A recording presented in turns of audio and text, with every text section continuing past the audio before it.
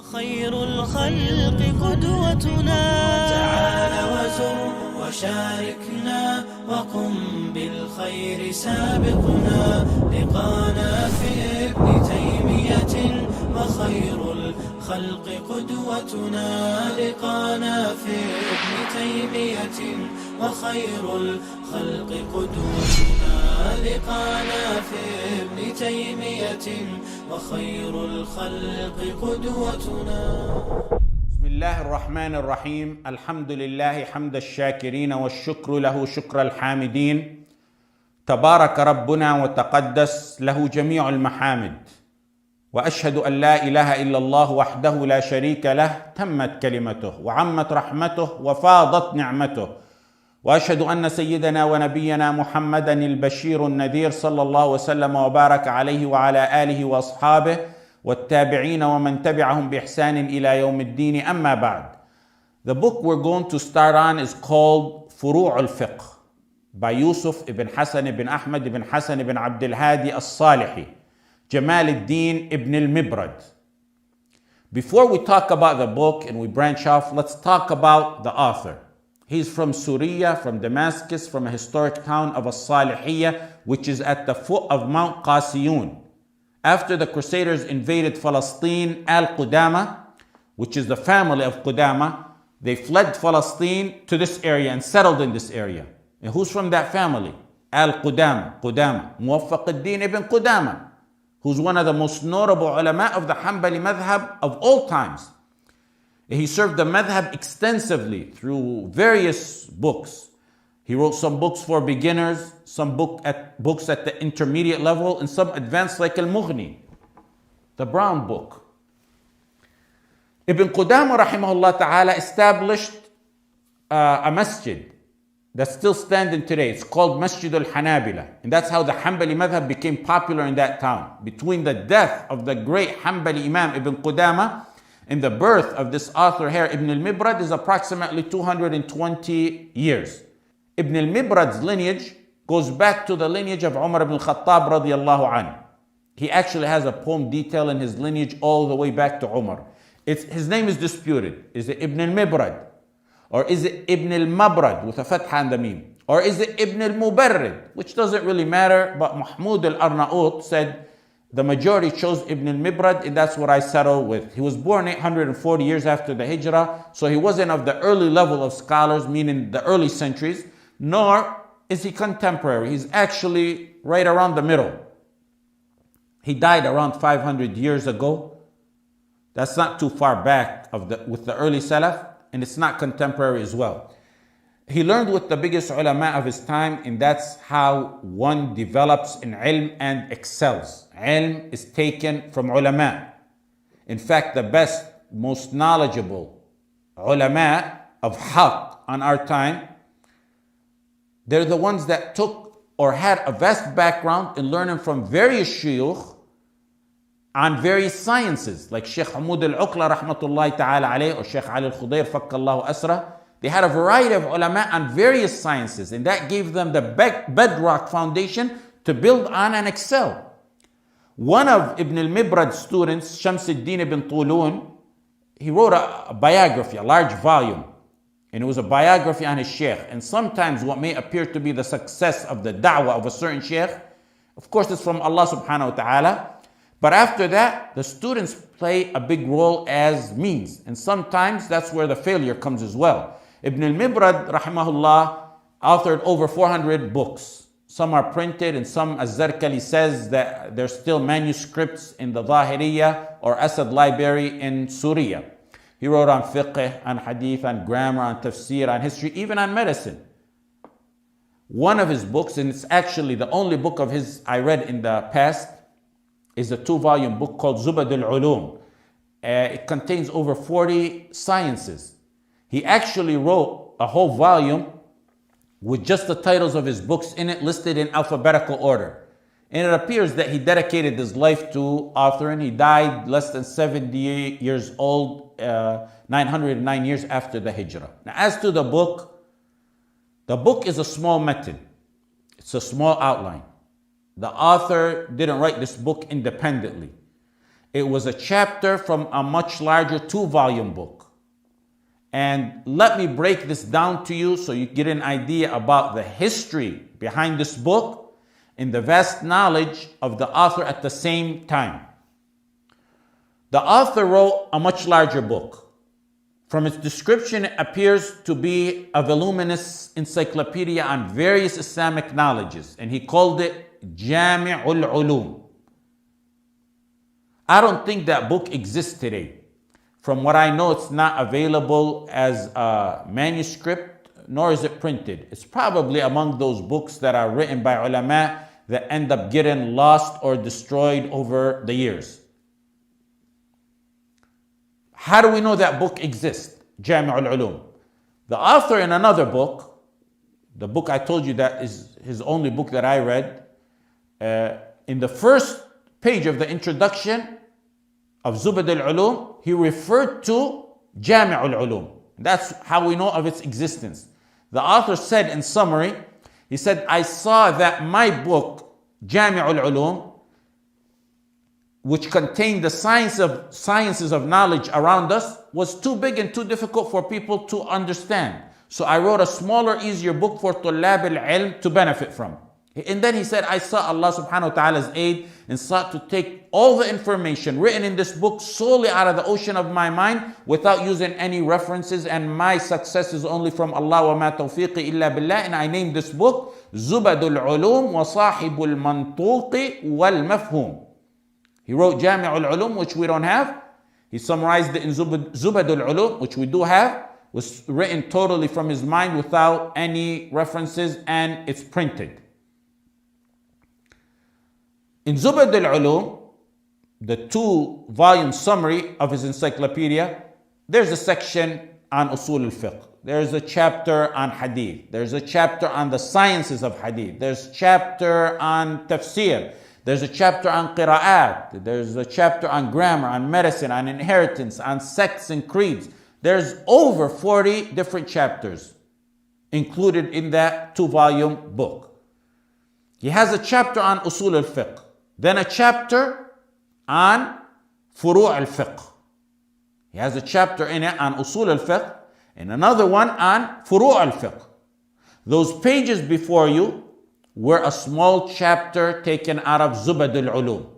From what's new to me, and I just learned it in the past few days, is that Abd al-Salam al-Shuway'ir, who I was informed is a teacher in the Haram, I don't know him, but I recognized from his name his father, who I do know very well. Back in our previous contact and communication and visits and Hajj stays with Ibn Baz, my father met Al-Shuway'ir because he was always around Shaykh Ibn Baz, because he was a close advisor and a writer around Ibn Baz. And he became very well acquainted with my father, and he respected my father tremendously. That's the father.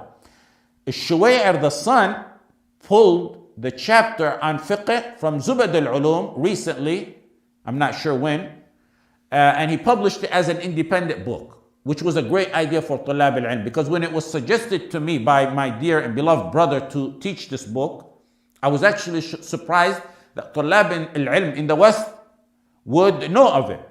It was buried in Zubad al-Ulum, and by pulling it out and making it an independent book and publishing it like that, he actually brought it back to life. Imagine, there's many mutun on all the madhab, on madhab al-Hanbali as well, and they have tens upon tens of elucidations and explanations and works. And I don't think this one in its 500 years of existence has any elucidations that reached us, other than one that I know of by Ibn Jibril.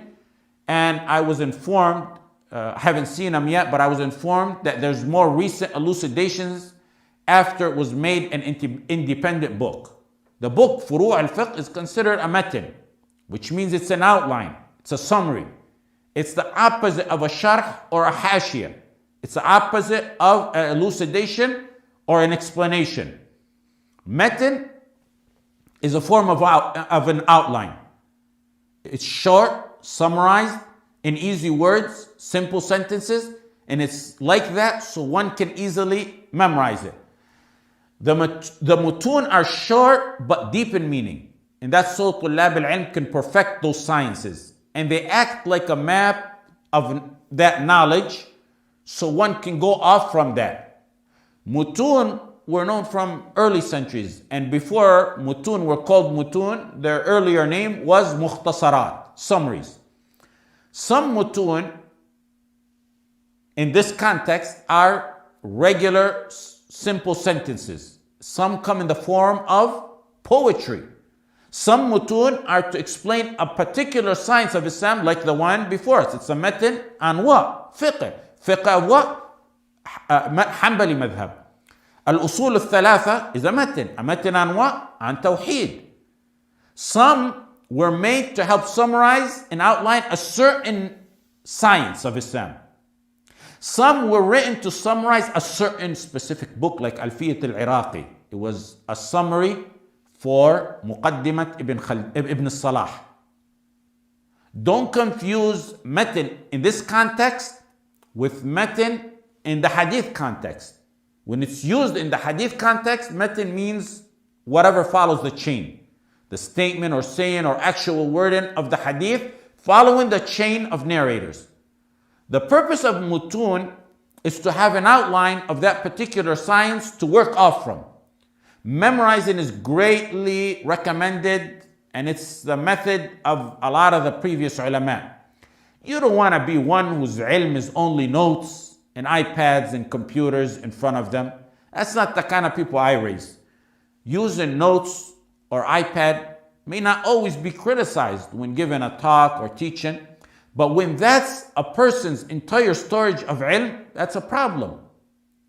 A lot of times, those who are familiar and read a lot, they notice when they hear certain halaqat or khutab or talks, the entire talk was no more than a plagiarized copy and paste.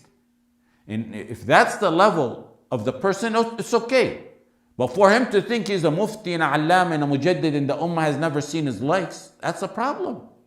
Al-Tahir ibn Ashur said the alim can't be called the alim unless he memorizes a lot. لا يعتبر العالم عالما ما لم يكن كثير الحفظ. Al-Shafi'i and others like Al-Sha'bi, rahimahumullah, Allah blessed them with like a miracle in memorization. Al-Shafi'i said, Al-Sha'bi actually said, I never wrote black on white, meaning I never wrote anything, except I memorized it, and no one has ever mentioned any hadith in front of me except I memorized it from the first time without having to ask him to repeat it. And if anyone was to collect that which I forgot and memorize it, he would become a alim. Ibn Abi al-Hadid said, وَبَعْدُ فَالْعِلْمُ إِذَا لَمْ يَنْضَبِطْ بِالْحِفْظِ لَمْ يَنْفَعْ. If you don't stabilize your knowledge with some memorization, it'll become useless. مَنْ حَفِظَ الْمُتُونَ حَازَ الْفُنُونَ. Memorizing the mutun acquires the arts. The person memorizing mutun will continue to speak, even if he loses his eyesight, or books, or notes, or iPad, or computer. Some who you see speak, the extent and sum and outmost of their knowledge is the iPad in front of them. That's not where طلاب العلم store their ilm. One technical error would render that person speechless. If that were to vanish, or the internet searches generally were to vanish, and their Sheikh Google and their Sheikh Maktaba Shamila, they would vanish with it. In fact, if the internet were to vanish, many couldn't even go to an Islamic physical library and prepare a small talk from the actual physical references. Knowledge, beneficial knowledge, is what's in the hearts. وَلَقَدْ آتَيْنَا دَاوُودَ وَسُلَيْمَانَ عِلْمًا وَقَالَ الْحَمْدُ لِلَّهِ الَّذِي فَضَّلَنَا عَلَى كَثِيرٍ مِّنْ عِبَادِهِ الْمُؤْمِنِينَ. We granted knowledge to Dawood and Sulaiman. What did they say? Alhamdulillah, that Allah subhanahu wa ta'ala privileged us over many. So how did they get privileged? With the knowledge. Knowledge that's in the hearts and minds. Mutun are like a seed. You know how a seed is to a tree? You put the seed, then there's a trunk, then there's branches, and there's leaves from that seed. The seed is the matan, and then you build on it by learning it. When you learn without a matan, it's like filling a cup with no bottom. The water will go in, but it starts to seep from the bottom. It has many other benefits, like making one eloquent and exposing him to a variety of vocabulary. Memorization is like physical workouts. The more you work out, the more you'll see progress in gaining strength. Hifz stimulates the mind. And if you're consistent, you'll see your ability increase. And you shouldn't overburden yourself, especially when starting out, because you'll quit. With the exception of very few people who Allah subhanahu wa ta'ala granted the special photographic memory, like Shafi'i and Sha'bi rahimahullah, Allah created the general masses with very similar abilities in memorization. Some may be a little bit slower than others, but they can catch up and make for it by working a little bit harder. If memorization is extremely difficult, then you try your best to understand to near memorization. Read it and go over it again and again until you're able to repeat it thoroughly, even in meaning. In Al-Usul al-Thalatha, those of you who remember, when we had the discussions before or after class, every single individual was able to either recite, and those who didn't recite were at least able to explain the matan thoroughly. A factor that may have helped in that was that we went over the book in depth and in detail, and we moved slowly. Alhamdulillah. You must keep in mind that we're humans, and our life is very short, and our abilities are very deficient. So one needs to choose the sciences he learns.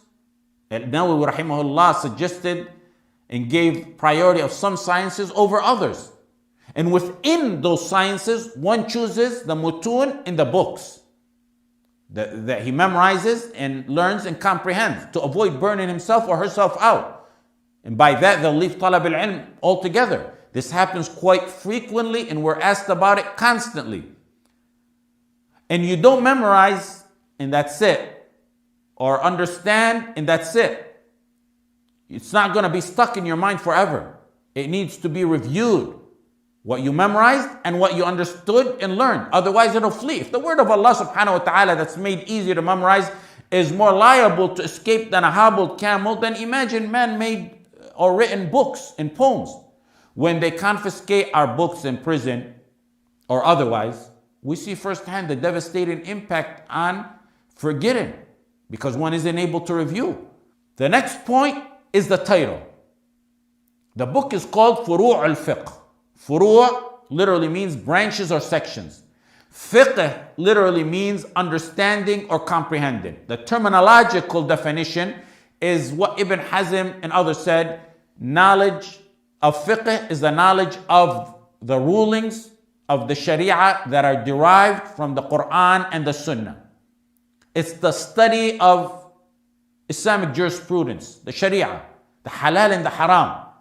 The more scholarly definition is al-ilmu bil-ahkam al-shar'iyya al-amaliyya min adillatiha al-tafsiliyya. Al-ilmu bil-ahkam al-shar'iyya al-amaliyya min adillatiha al-tafsiliyya. It's the knowledge. Fiqh is the knowledge of learning religious, practical matters and rulings that are deduced from the detailed sources. And that's very important, from the detailed sources. It shows, that statement shows, it's the opposite of usul al-fiqh. Usul has general proof. Furū al-fiqh that we're studying has detailed proof. The fruit of this knowledge is that you know purification, salah, hajj, rights and responsibilities of others, ibadah, hudud and its rules and regulations and details, dividing inheritance, and so on. That was Furū al-fiqh, the branches. What's the trunk? The trunk is usul al-fiqh. Usul linguistically means origin of something. The terminological definition is knowing how to derive at rulings from the Quran and the Hadith and Shar'i evidence. Usul is like the trunk of the tree, and the branches would be Furū al-fiqh. Usul would be like the river, And Furū al-Fiqh would be the channels coming out from that river.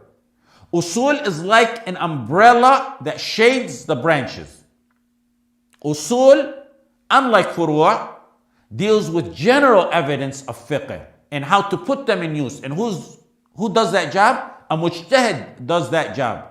He's the one who deals with that process. Compilation-wise, the first book written on Usul al-Fiqh is the famous, well-known book called Al-Risala by Imam al-Shafi'i, rahimahullah ta'ala. And it remained a reference for a very long time until the ulama after him began to write their own usul books based on their own madhab. Of course, the knowledge of usul fiqh goes back all the way to the Quran and the Sunnah. The matan we're going to study, inshallah, is a fiqh summary. In fact, if it's not the most summarized fiqh matan there is, it's near close to it. The only one I can think of that comes close to it and how short it is Matn al-Ghaya wa Taqrib, which is on the Shafi'i madhab. This book wasn't my choice. It was suggested to me by a very dear and beloved brother. It's a Hanbali fiqh book, but if I was given a Shafi'i matan, like Matan Abi Shuja', or a Maliki matan, like Mukhtasar Khalil, I would teach any of those various mutun on any of the madhahib, very similar to how we're going to go over this. And the conclusion of any fiqh concept would be the same all throughout any one of those books, because it's dalil the dalil that really matters. When we covered some chapters from Zad al-Mustaqna, which is also on the Hanbali madhab, you notice sometimes the opinion of another madhab was the one that was chosen. In fact, books like Bulugh al-Maram and those like it, which is a hadith book categorized under fiqh sections. For example, there's a book on purification, or salah, or funerals, or zakah, or siyam, or marriage, or business. Under each section, there's a hadith or some ahadith. If I were to teach that, or this matan today, or the matan of any of the various madhahib, the conclusion of what a student of ilm gets as a selected and correct opinion from me would be the same, because it's based on proof. So the method I will teach it will benefit bi'idhnillah ta'ala anyone who follows any madhab or no madhab.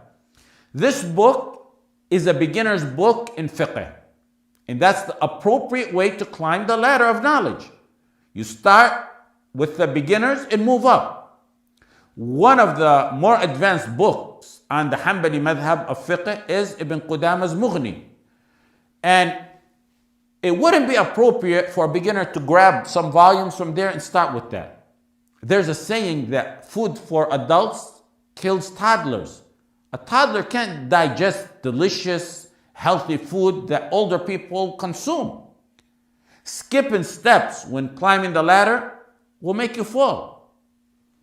Ibn Qudama rahimahullah wrote books for the various levels of students of ilm in this madhab. For example, he wrote Umdatul Fiqh for first level students of ilm on the Hanbali madhab. He mentions one opinion in it. Then he wrote Al-Muqni', a slight step above that one. He mentions multiple opinions for the issues, but leaves out the proof. Both are beginner books. One is a small step above the other. Then he went to an intermediate level and wrote Al-Kafi fi Fiqh al-Imam Ahmad. He mentions disputes within the madhab, and he would select one with the proof. Then he took it a step further and he wrote Al-Mughni, which is the highest level of his writing on the madhab. He mentions disputes and proofs and other details.